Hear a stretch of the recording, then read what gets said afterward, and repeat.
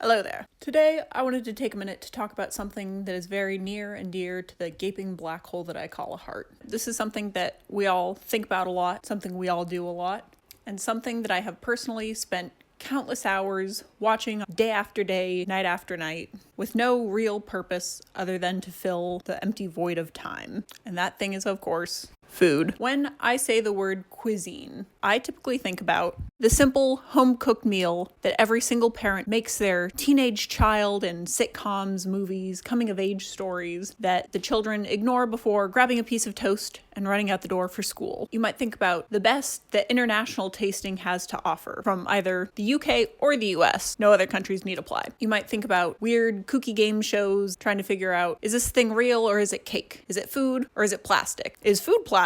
Big Ole might argue with you on that one, but the answer is no, it is not in fact food. Now, as I lie awake at night, I can't help but think about how all of these foods, they start to, blend together. What I've come to realize in a sort of godlike epiphany is that all of these foods, they taste the same, they look the same, they're pretty much the same thing. And that has made me realize a simple fact of the world, that there are only 4 real types of food. When I say there are only 4 types of food, I mean there are only 4 types of meals, 4 types of dishes. Now you might be thinking to yourself, I could definitely name more than 4 types of food. And sure, you could name more than 4 types of ingredients, but you can't name more than 4 types of food. Cuisine. A meal that you would be served at a restaurant. Something Julia Childs herself would make. You might be thinking, well, what's chicken? All right, chicken is chicken. Don't be a smartass. That's an ingredient. That is not a cuisine. Obviously, there are more ingredients, but put together, there are only 4 types of food. You can fight me on that one. The thing that brought me to this realization is simply that all foods are the same food. They're just in different flavors, different little spices mixed up here and there to make it taste different, but pretty much everything is the same type of food. First off, we have grilled cheese. You got your Wonder Bread and your American cheese, and you could not possibly fit more preservatives into this if you tried. However, if you're not in the US, you might have other versions of grilled cheese that you might say, no, that's not a grilled cheese. No, it is a grilled cheese. We got pizza, the best version of grilled cheese out there. You got quesadillas. You got arepas con queso. Got little croque madames or croque monsieurs, whatever you want to call these in French. I don't know. They're kind of weird. You even have those little sugar-crusted weird corn dog things from Korea. I don't know what's going on with these, but in my book, that's grilled cheese. Moving on. Another example, besides the humble grilled cheese, is of course fried rice. Everyone loves fried rice. There's nothing we can get behind more as a country, as a world, as a people, that we all love fried rice. Shrimp fried rice. Shrimp fried rice. Shrimp fried rice. If you don't like fried rice, you're lying to yourself. But fried rice is not an original creation. There are so many types of fried rice around the world. Various types of fried rice we have are paella from Spain. We got risotto from Italy. We got omurice from Japan. Got a little bit of rice and peas, which is just actually rice and beans. We also have the infamous jollof rice from an undisclosed location in Africa, which I will not be commenting on the origins of because I am very, very white. Now, all of these things, they're all fried rice. With that basis being laid, we can move on to the 4 actual types of cuisine that exist in the known universe. First off, we got dumplings. Dumplings are in fact just, a wrapper with a filling. What could be simpler? This includes things that you would typically think of as dumplings, like bao buns or soup dumplings, dolmas or little cabbage rolls, burritos. Those are just big old dumplings. You got other things like spring rolls, egg rolls. Those are all dumplings. You got raviolis, you got gyoza, you got your empanadas, and of course, the best kind of dumpling there is out there, the humble pierogi. These are the best. I will fight anyone who thinks otherwise. Now, we also have some less conventional dumplings. We got things like Pop-Tarts, pumpkin pasties. Whether or not J.K. Rowling made these up is irrelevant because I don't really care what she thinks, all right? She's not welcome here, and I don't want to know what she thinks at any given time because I don't respect her as a person. Other things you might not consider to be dumplings are in fact things like corn dogs. Think about it this way. You got a wrapper being the corn and the filling being the dog. Corn dogs are therefore dumplings. This, of course, does not cover everything in the known universe, but it covers more than you think. Something else that are in fact considered dumplings. Stick with me on this. We all know sandwiches. We got things like burgers, the infamous grilled cheese that I mentioned earlier, banh mi's, all types of sandwiches. We also have hot dogs. These are sandwiches. I don't care what your personal preference is. These are sandwiches. You're wrong if you think otherwise. You might be thinking to yourself, that's not a wrapper with a filling, that's a bun with a sweet, sweet, supple, long meat sausage stuffed in between. Yes, that's correct. However, by the definition of a dumpling, it is in fact a wrapper being the bread and a filling being the long meat boys inside. Therefore, it is a dumpling. You might not be convinced yet. Exhibit A, pita pockets. Are these sandwiches? Are these dumplings? To me, this looks like a wrapper with a filling. But some people might call it a sandwich because it's 2 pieces of bread. However, this is not in fact 2 pieces of bread. It's 1 piece of bread stuffed. That is in fact a dumpling. Exhibit B, bao buns. Now, to the untrained eye, that might look like a sandwich. However, this is in fact a dumpling. Not only does it share a name with the bao dumplings, but it is in fact the same thing, just with the edges open. Does that make it a sandwich, or does it make it a poorly constructed dumpling? It doesn't matter because they're all dumplings. Need more convincing? I present to you now, grand people of the jury, my final piece of evidence.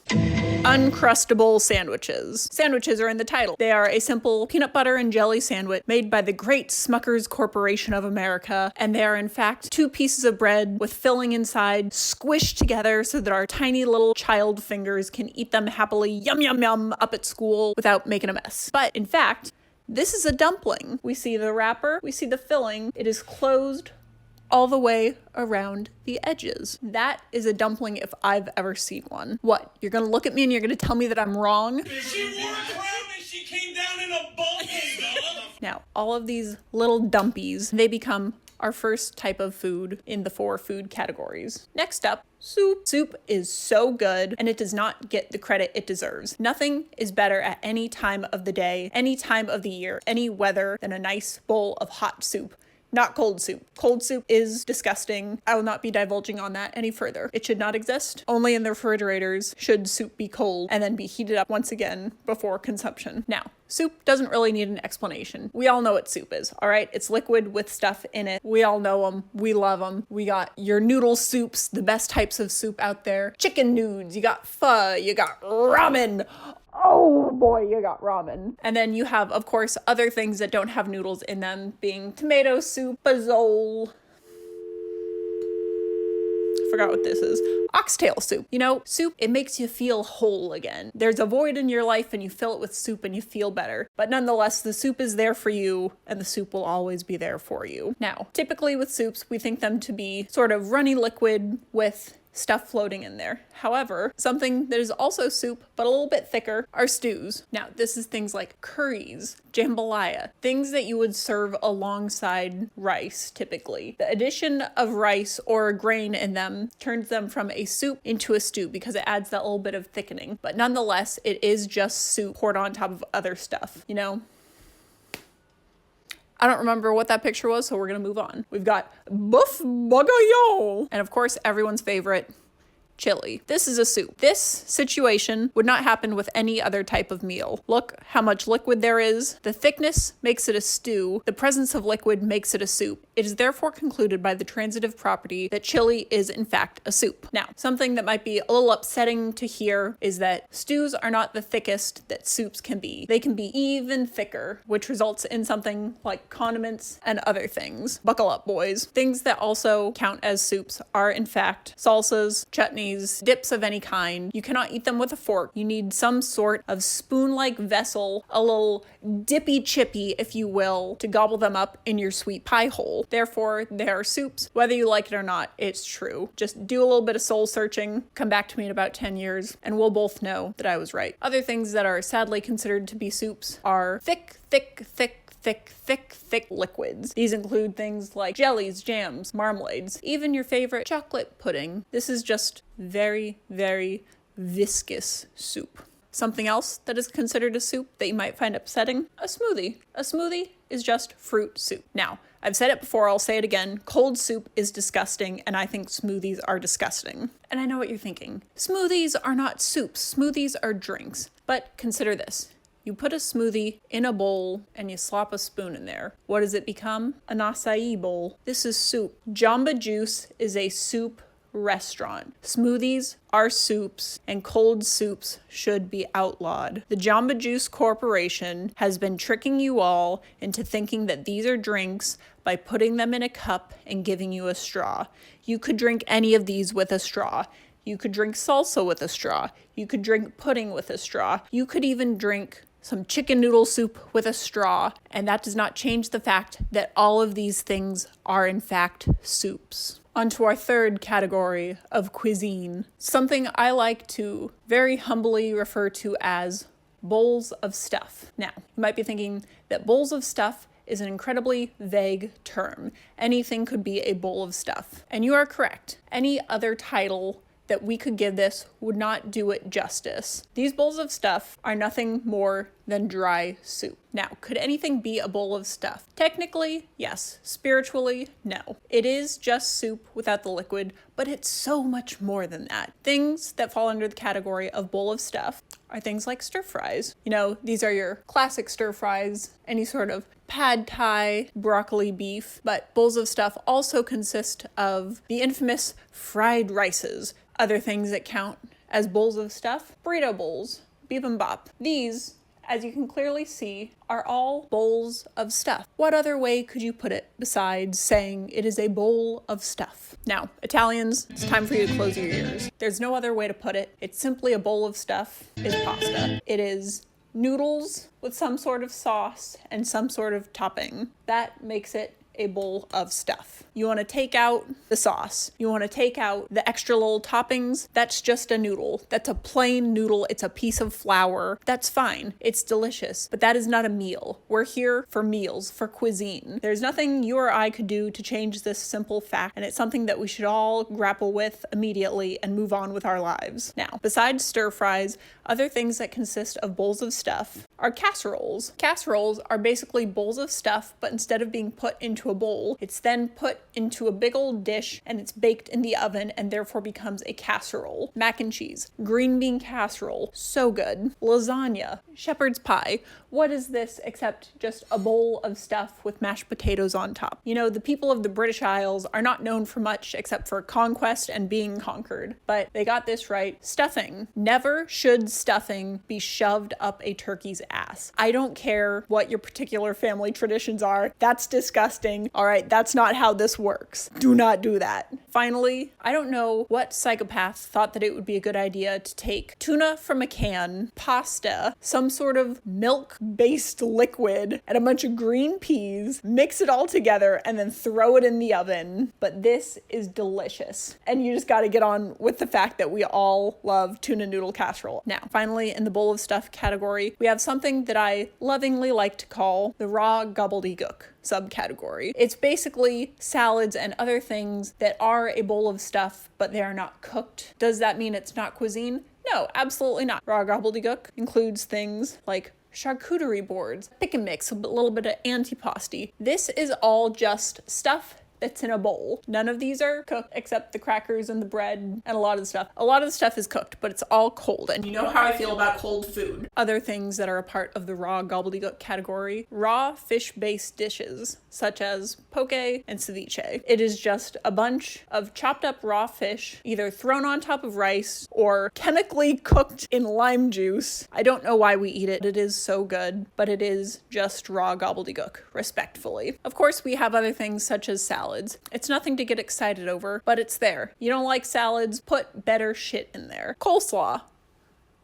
What is this? For some reason, the hot outdoor barbecue staple is a bunch of raw cabbage cut up, mixed with mayonnaise, and left to sit in the hot sun for hours on end before being greatly ignored by the other foods that are around it. Now, lastly, we have the food of the moment, kimchi. Kimchi is nothing more than spicy fermented coleslaw. Again, it is delicious, and with respect, it is still raw gobbledygook. Now, last but not least, in our 4 categories of food, we have the bars, What do I mean by bars? Bars are nothing more than an unidentifiable other. It's something that without knowing the contents of it beforehand, you would not be able to identify what it is. All of these things are greater than the sum of its parts and have created such a homogeneous texture that you would not be able to identify them. Things, of course, like brownies are bars, cakes are bars, cookies, you got your flans. Now, the difference between this and pudding is that this retains its shape, therefore making it a bar. Pudding, on the other hand, is a soup because it does not hold its shape. If you put pudding on a table, it would just squirt out like the soup that it is. It holds the original shape that it was molded into, therefore making it a bar. We also have savory bars, the incredible meatloaf. Who doesn't love a little mystery meat packed into a mold, baked, and then cut up into some sort of savory cake-like concoction to be topped with ketchup? Finally, we have the creme de la creme of every 50s, 60s, 70s, I don't know what decades are, dinner party, of course. Jell-O. What is this? What is this? I know what's in there and I don't know what it is. I don't have to like it, but it is in fact a bar. It should be stated such, and we should move on from that. Now, as we draw to a close, you might be thinking, I know of some things that weren't listed in these categories. Does that mean there are more than 4 categories? No, it does not. It just means you haven't opened up your third eye yet like I have, and you don't realize what category these things are in. As I say this, some of you might be angry about these. Much like the Oracle of Delphi, I am here to be the deliverer of bad news. While you might not like hearing the things you're about to hear, you have to look at them with an open heart and an empty stomach and realize what I say is true. Cereal. What cereal, you might be asking? A bowl of cereal cannot exist without the one thing that brings it all together and makes it what it is. The milk. The milk makes it a soup. While cereals might taste good, it is nothing more than cold soup that we eat in the morning. Bread bowls. You might be thinking that, of course, is soup because it's soup in a bread bowl. The soup is the main meal. However, that's where you're wrong. The fact that there is soup in here makes no difference. The vessel is what makes the difference. Here we have a bread wrapper and a liquid filling. Bread bowls are in fact dumplings. Much like the humble soup dumpling, it is soup inside of a wrapper, and the presence of the wrapper makes it a dumpling. Sushi. You got the rice wrapper, sometimes a seaweed wrapper, and you got a filling in the middle. That makes it a dumpling. Pizza. What is a pizza? Something I have spent countless hours making at Papa's to make Jeremy happy and give me those sweet, sweet 5 stars and those good tips so that I can buy cute little decorations to cover the lobby with. You might be thinking, that's not any of these things. Pizza is not a soup. It's not a bowl of stuff. It's not a bar, and it's not a dumpling. Now, however, that's where you're wrong. Pizza might be essentially a flat bread with toppings, but fold it over, and what do you get? You got a calzone. And what is a calzone? A dumpling. Making pizza an open-faced dumpling and therefore a dumpling. You think I'm wrong? You don't like it? I don't care. This is a pizza. This is a pizza. Both of these are dumplings. Now, the great question. The chizza, the abomination that KFC has forced upon all of us, thinking it to be a chicken pizza. Now, a chizza is not a dumpling. A chizza is in fact nothing more than a rebranded chicken parm, which of course is stuffed, thrown in a casserole, baked in the oven, therefore making the chizza a casserole, and in fact just a bowl of stuff. These are not the same thing. They should not exist in the same universe. We have been done dirty by American capitalism once again. Now, we all know that cake is a bar. It's stuff just molded together and baked. That being said, this is an unfrosted, unfilled cake. The cake in and of itself is a bar. Once you add frosting, once you add a filling, once you add a second layer, it ceases to be a bar and instead becomes a dumpling. This is 2 wrappers of cake with a frosting filling. Therefore, that is a dumpling. Similarly, croissants are dumplings. Doesn't matter if they're filled or not filled because they're all filled in some way. You feel? Chocolate croissants obviously have chocolate as a filling. Plain croissants, the filling is in fact butter. You have layers of butter folded in there again and again and again. It's a dumpy. Time to hold on to your pants, people. We have one of the most controversial things that I have to say out. What is ketchup? Ketchup is nothing more than a liquid sauce that has to be eaten with a fry or some other sort of dipping mechanism to get it into your mouth, making ketchup a soup. I know you might not like to hear that, but consider this.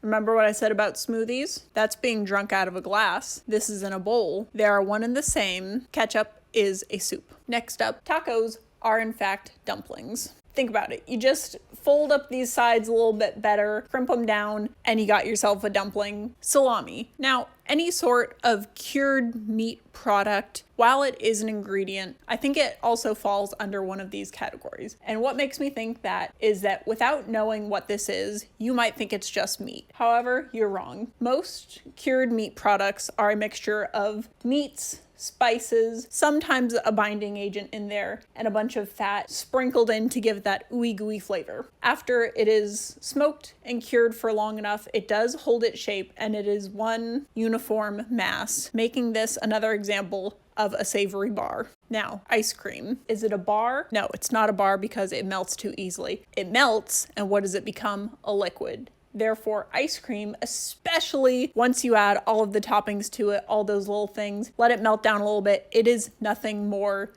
than soup. Look, it's in a bowl, you eat it with a spoon. Does that also make milkshakes soups? Yes, it does. Did I previously say that cold soups are disgusting? Yes. Here is where I personally have a conundrum. Milkshakes are delicious, but they are just milk soup that you're eating through a straw, and it's cold. Nonetheless, you put enough sugar in there, I'll like anything. Finally, what might be the most shocking and most upsetting for all of you to hear is in fact a fan favorite loved around the world and is near and dear to many of our hearts.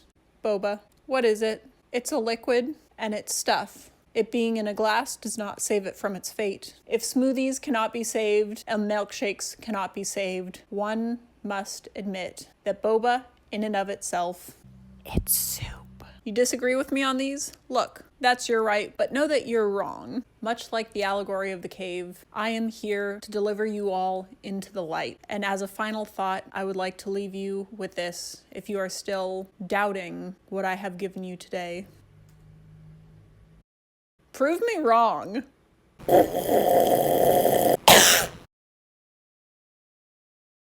Oh no.